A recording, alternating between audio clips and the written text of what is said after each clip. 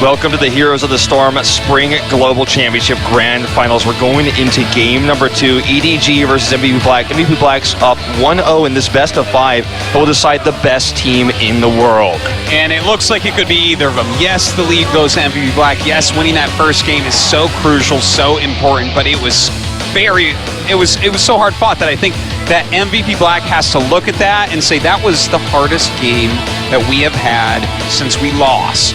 Yeah. Okay? 28 games later, they finally have a really hard game. They still won. Yeah. But it was not easy. They looked very mortal, and many times of that game, they absolutely could have lost it. I liked what we're seeing from EDG, the threatens to kill the keep, also threatening perhaps to just win a team fight if MVP Black happened to brush check the wrong way.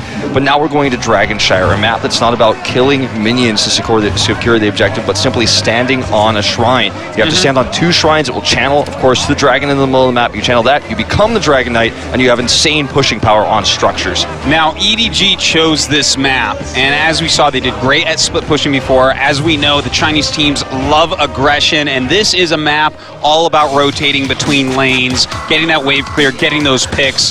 This should be favoring Edward Gaming. Absolutely. MVP Black, however, will have first ban, and they will yet again first ban Valstad, taking away that global presence, very powerful on the shrines, and of course his Gust is always a game changer you can't count out.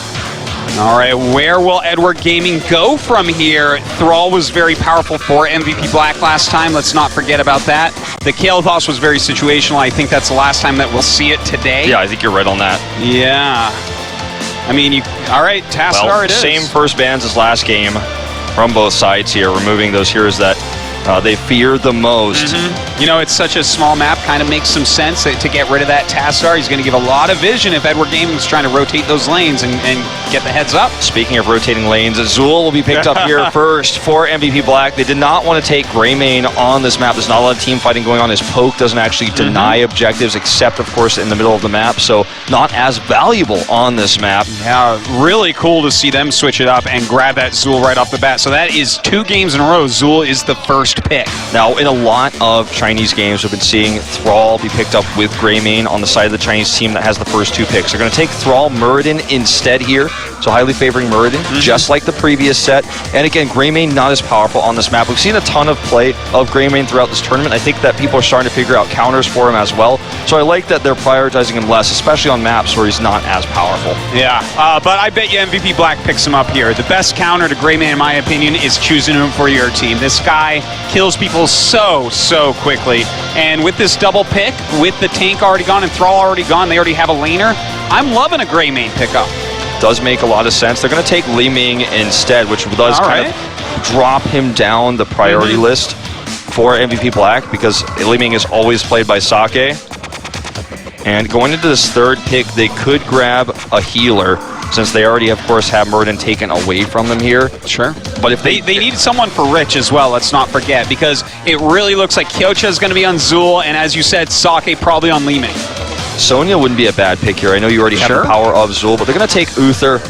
And they have, of course, with this, that early support. All right. The only weakness of this draft for Black is that Edward Gaming could ban a powerful tank here that they want to take away, since they've already grabbed Muradin themselves. Yeah, but the thing is, I think there's multiple good tanks. I like this Zeratul ban a lot because, again, you look at this lineup, Rich is the person who you're missing. A tank for Sign, someone melee for Rich. And this, I think, kind of forces them into Sonya, right?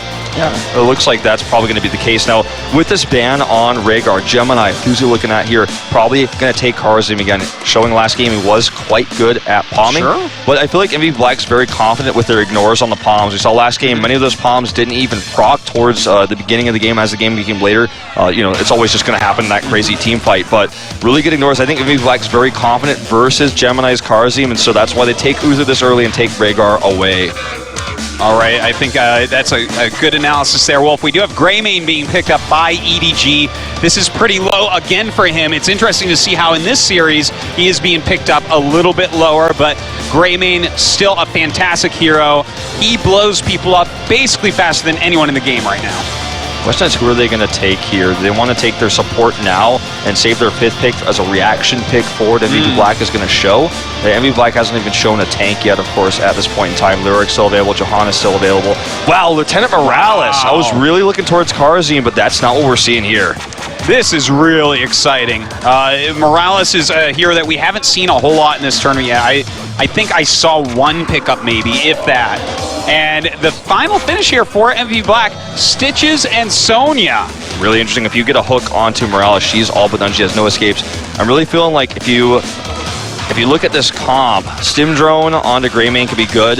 Tyrael's still available. Medevac is always a possibility. Oh!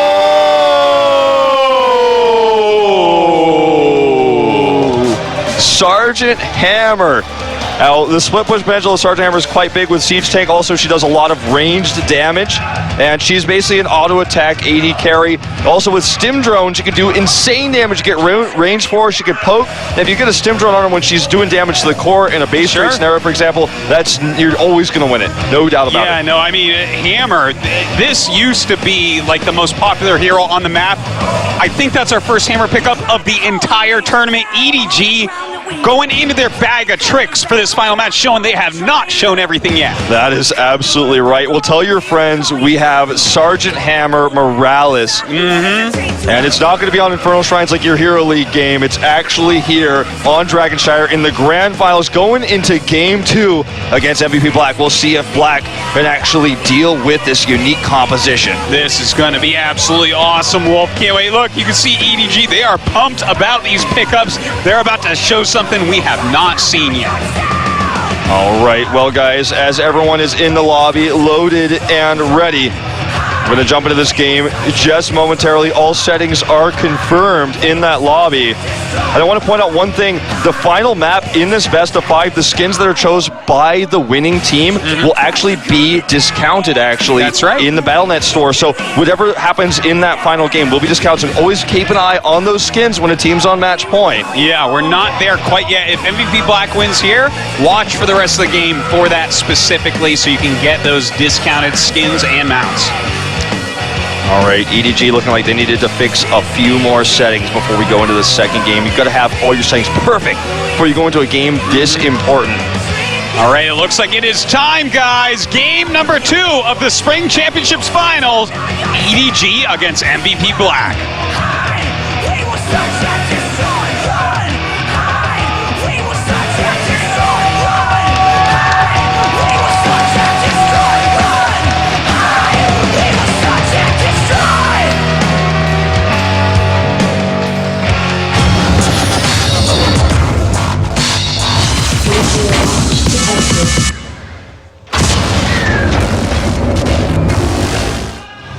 All right, take a look at that. Kanjan is going to be on Sergeant Hammer. M will be playing Thrall. Gemini is on Morales. SR playing Muradin again. And SK this time going Greymane.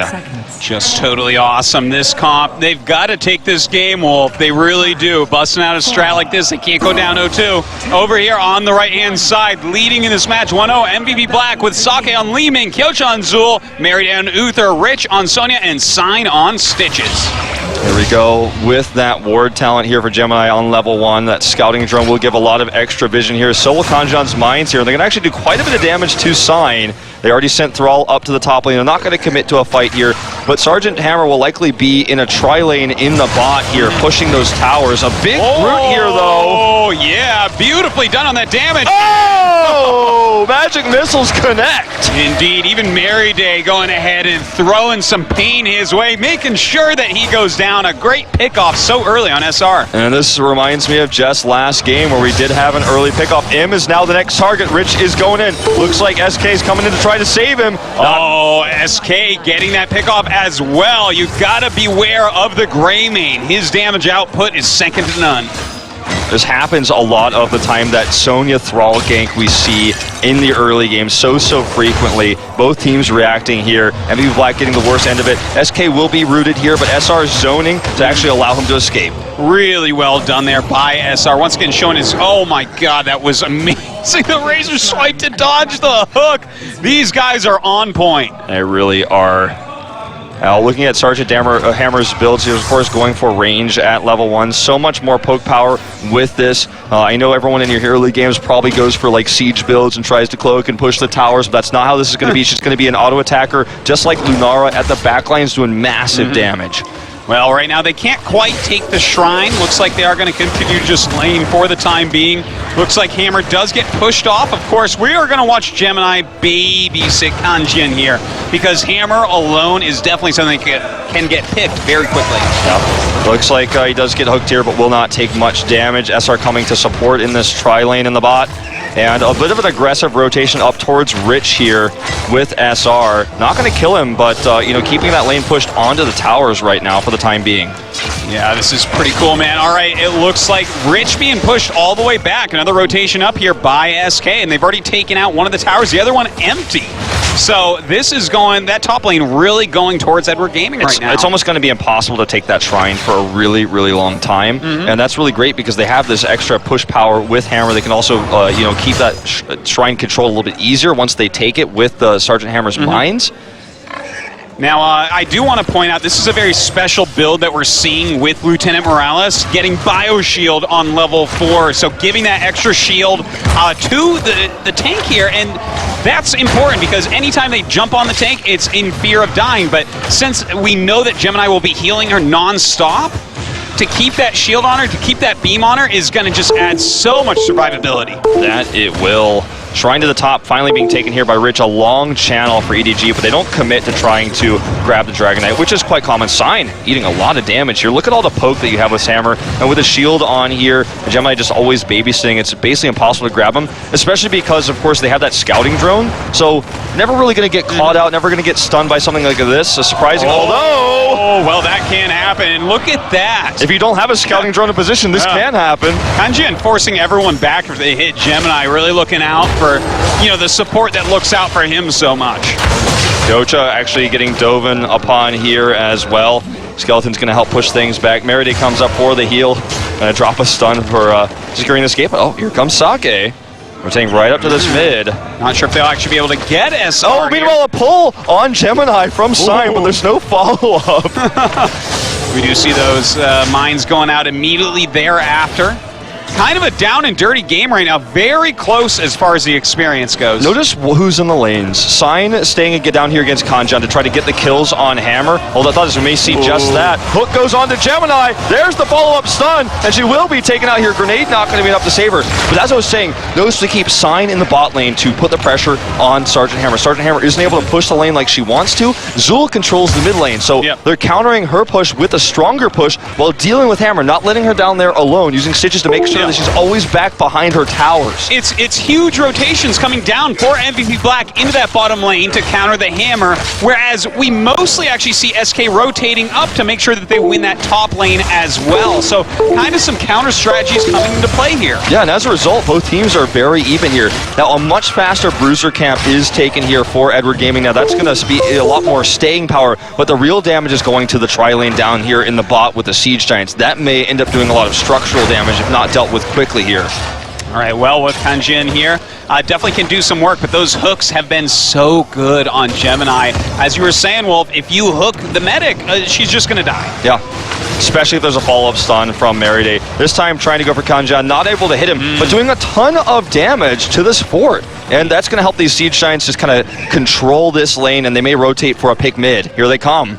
All right, looks like 3 of them going north at this time. They're going to be able to get right on top of these guys. Looks like they will back up into the bush. Sonya's still in that top lane all alone. Very risky how long they stayed there. One more Arcane Orb will kill that cannon tower as well here, trying to use the missiles. And closer and closer do MVP Black approach to level 10. Well, right now we actually do have EDG with that Shrine operational. Doesn't look like they'll be able to get it. In fact, a nice pickoff right there on Greymane. Yeah, Greymane never leaving there, staying on the wrong side of the bush, does get killed. Level 10 up here for MVP Black. We do see Wave of Force coming down, and once we hit Repulsion at level 20, if the game goes that long, which this map usually does, it's going to be so easy to pick off the Medic and Sergeant Hammer. So very much keep an eye on when Kanjin uses his escape, his mount. Yeah, that's actually going to be really cool to see. I love that even in this tournament, we've seen Wave of Force become as picked, really, as Disintegrate. SR here going to try to stop this channel on the top. Sonya is pushed off, so Thrall will channel. I'm not sure they're going to be able to get this. Looks like no. Very good job here by SR to deny. Yeah, that was all him right there, making sure that they didn't get to take it. By the way, it looks like Medivac has been taken here at level 10. And also blunt force gun as well. Whoa. Did not expect to see that. And that, of course, in the late game, which I talked about before, is going to be just massive, massive damage once they get orbital BFG. Big damage going down into Sake. There goes a Sundering as well, but good Divine Shield. He will be able to escape. We also have the mages coming out onto Zul right now. We see also some really great cleanses coming down. Gemini is doing a great job making sure Kanshin just does not end up dying here. Some big damage going down by Li Ming, but we'll go ahead and heal that up immediately.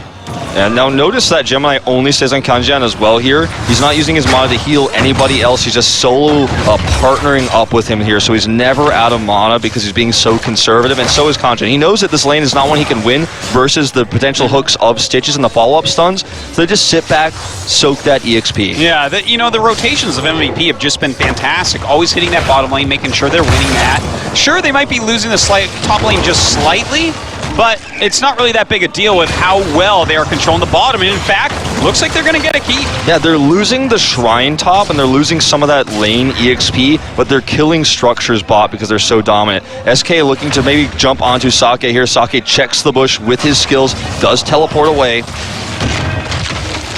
And MVP Black edging closer to 13 here. Another attempted hook. He doesn't have pushing hook yet, so not quite going to grab onto SK.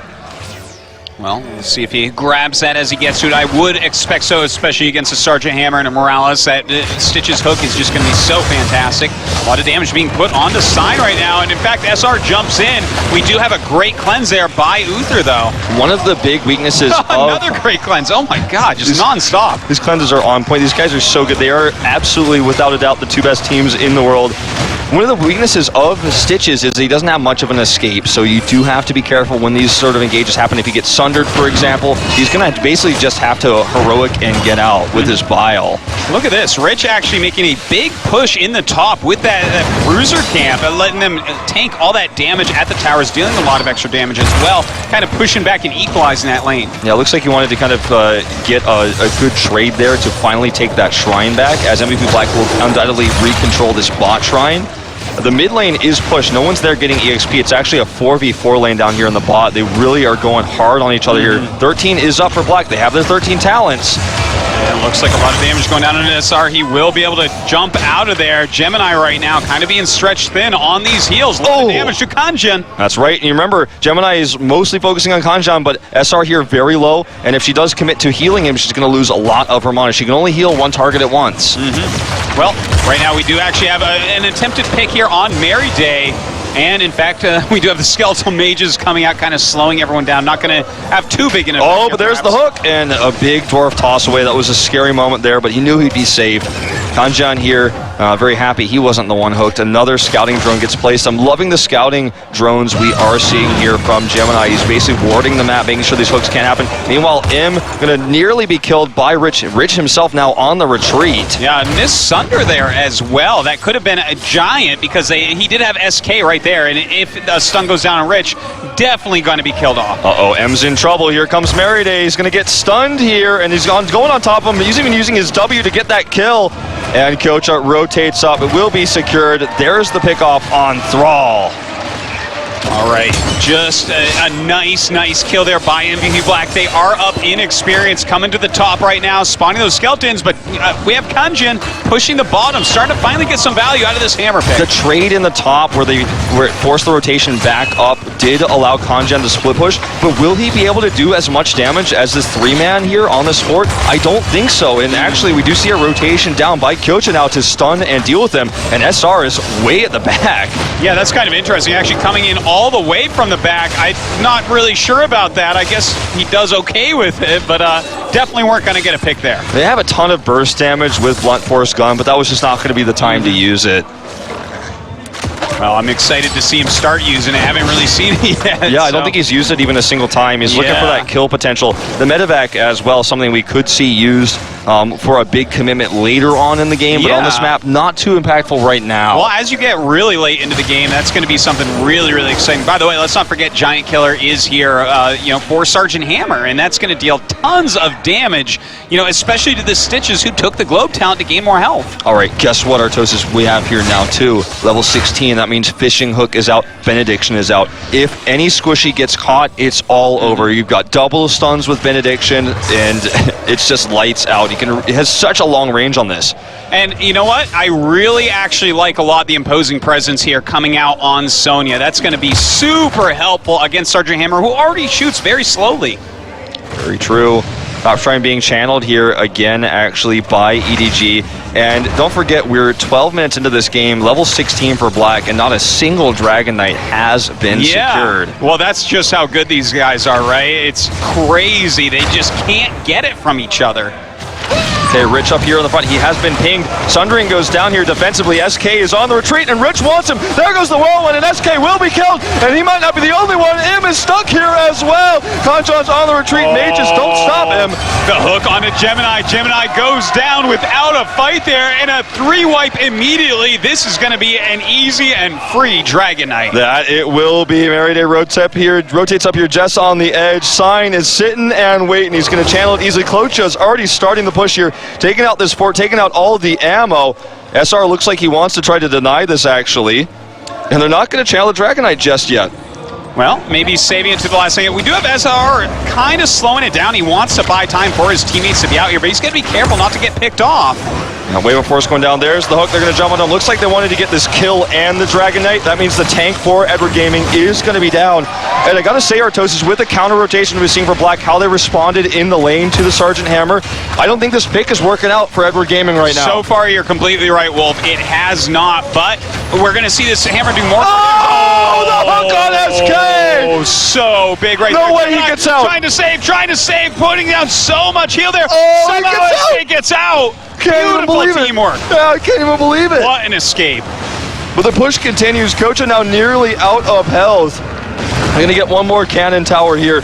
Vastly approaching level 20. Oh, another hook onto SK.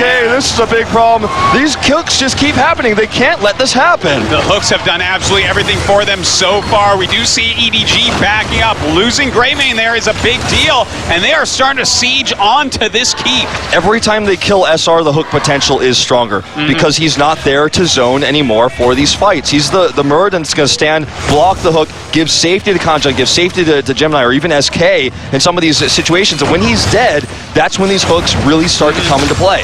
The hooks are just completely out of control here. Awesome, awesome play. And I got to wonder, they picked Stitches before the Hammer pick, but they saw the Morales. Could they have been thinking about this comp? Yeah, well, they were at least thinking about Morales, and she was their main target, but also Kanjon on Hammer is going to be a big target for this as well. I think you're right. I think they were definitely keeping this in mind. And what's funny is we very rarely see Sign ever play Stitches. This is one of these hidden picks. Like, if you're studying, if you're EDG, you're looking back at Power League, you're looking at Super League going, I want to study what tanks we might see here when we take Muradin early. You're not thinking about Stitches. No, I know, and it's kind of weirding me out. I mean, if MVP was like, oh, okay, they're going to take Hammer and chose Stitches to help out with that, I'm in awe. I bound down to our overlords here in Heroes of the Storm, but just fantastic play so far by MVP Black. They are very close to level 20, very close to those Storm talents, and Edward Gaming, they still need another 2 full levels. They do. Once they hit 20, though, they will have basically unlimited mana on Gemini. Also, Blunt Force Gun is going to have Orbital BFG, and that's going to be good for the late game. This push here, though, very powerful right now, and 20 is up for Black. By the way, we have Flowing Wounds and Mortal Wound here for Zul, so he gets quicker cooldown the Scythe and less healing for anyone hit by it. So that's huge against Morales. Oh, that's absolutely true. Wow, just crazy how they're building this out and countering everything EDG is doing. And you can see that whenever a target does get hit by that, Morales just basically can never heal them. She's got a single target heal. There's no one else to support. Solo support Morales is somewhat countered by this. MVP Black having this huge advantage. Also having this Propulsion Blast. SK will survive, though. There wasn't much of a follow-up there. But they're sieging this keep versus a Sergeant Hammer. I know. It's crazy what we're watching right here. Sign taking a lot of damage as he backs up. But you know what? The denial of this healing, I just can't stop smiling. He has such quick cooldowns on it. the fact that it reduces healing by like 75%. So everything Morales is good at goes out the window. Now, M was pushing the top. He does do a little bit of damage to that fort, made sure that top shrine was taken. I think he was trying to bait a rotation up there, so maybe Edward Gaming could actually go down and secure the bot. But he just backs home, and MVP Black only sends Sonya up there, knowing that he's going to be back as well. He's not going to stick up there. It's too risky. And she will secure a channel for just a moment. Ooh, I'm a little bit nervous for him. They do only have 4 here, and it is level 20 advantage for MVP Black. Signs get to a blind hook. He hits M, and that's a huge blow up down his throw. And that's one of the biggest initiates when you have to fight down level 20. Sometimes Sundering is one of the ways you can win a team fight 19 to 20. These hooks have been out of control. Sign is doing everything right for his team, and it is paying off huge. The amount of picks that we've seen based off of a hook, teams wish they could hit as many hooks as this. 10-to-1 kills as well. You could see it in that. Kyocha using the Skeletal Mages here to even make sure he could further secure this Dragon Knight. And at level 21 to 19 here with this big push, this could be a push to win if EDG loses anybody. Thrall is already down as well. Let's not forget about that. We do have Kanjian dealing a lot of damage there. Don't forget, he does have Giant Killer, so that is doing a very good job. Kyocha is Zul as well, so he can't deny the healing. Big repulsion going down. It looks like they want to grab 2 keeps here at the very least. Big net worth here on that. SR going to have to dwarf toss away, taking a lot of damage. Kyocha starting to work on that core. All right, SR starting to peel poor Kanjian, dealing a lot of damage here. They're dealing damage to the core, though. We do have Kyocha's Dragon Knight starting to get very, very low. Yeah, it is indeed. SK taking a lot of damage. Looks like they're going to try to disengage. Sundering goes down. It's wasted, though. It's worthless. Rich doing tons of damage here. Gemini keeping everybody alive, but he does get hooked, and he will be killed. And this is MVP Black's opportunity to end this game now. Yeah, they may be able to. It looks like Sonya's spell shield is gone, but Divine Shield following it right up, going ahead, whirlwinding here. Big Root does go down onto SR. A huge amount of damage to M as well. SK kills Kyocha. Mariday's getting very low. SK could go for the jump onto Rich, and there he goes. Rich will hook himself away. Oh, trying to deal that extra damage right now. Everyone very low here for MVP. A huge hit there by Sake, and it looks like EDG cannot chase anymore. Oh, the hook, but he does knock them away. Sun goes down onto Mariday. He does survive. And what a crazy game this has been. By the way, Mariday does not have redemption. He did not actually take that trade, so if he dies, that's huge. Yeah, it certainly is. This is a big deal right now. They cannot lose anybody else. MVP Black can finish so easily if they win another team fight or even get another Dragon Knight. Edward Gaming stayed alive, and now finally, in 15 seconds, Orbital BFG becomes a presence on this map. Obviously, it's still going across the map right here, right now, doing damage to this bot, but we can reset it at any moment to an even more efficient position if he goes for perhaps the bottom right and gets that diagonal angle going up to the core. Orbital BFG is definitely something you really have to keep in mind towards the late game. Looks like he's going to just keep it here for now. It gives him vision of these mercs as well, so it's a really smart place to have it. It's still hitting the keep, it's still hitting that wall, and the longer this game goes on, the potential for a split push with the medevac with, a ton of damage on the siege tank plus the BFG. It's definitely something to keep in mind. It's a very good point, but they haven't been able to win a Dragon Knight yet, and a Dragon Knight ends the game at this point. We're getting deep enough in. The core has already lost a bunch of its health. 2 of the keeps are missing. This is tough for EDG. They have to start winning fights now. All right, look at this giant push as well. They have all the siege giant shrines are up, and it looks like MVP Black's just going to ignore that. Rich going on to SK here. Sake putting out so much damage.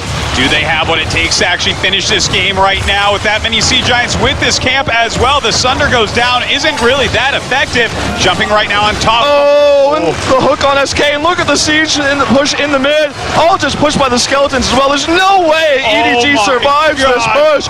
This is MVP Black. This is the dominance of Korea, and they will take that second game. Oh my God. We weren't talking about it, but a lot of the time in these siege pushes that we're seeing from Black, we kept seeing the Zul rotate to the mid to make sure skeletons were pushing, basically escorting those catapult minions, and that gave so much extra pressure. EDG couldn't take a good fight. Their only hope was that Sundering, and it just didn't get them any value. Dude, I can't even believe, like, MVP Black is so strong, it doesn't even make sense. Their drafts, their plays are out of control. EDG played like gods in game 1, but MVP Black in this past game, like, they are coming in all at the same time, as you said, with the catapults, with all the siege mercs, with the bruiser camp, all together in such a way. It's like, well, you guys literally just don't have enough damage to clear this before your core is gone. There was just no answer. You know? That was beauty. That was art, Wolf.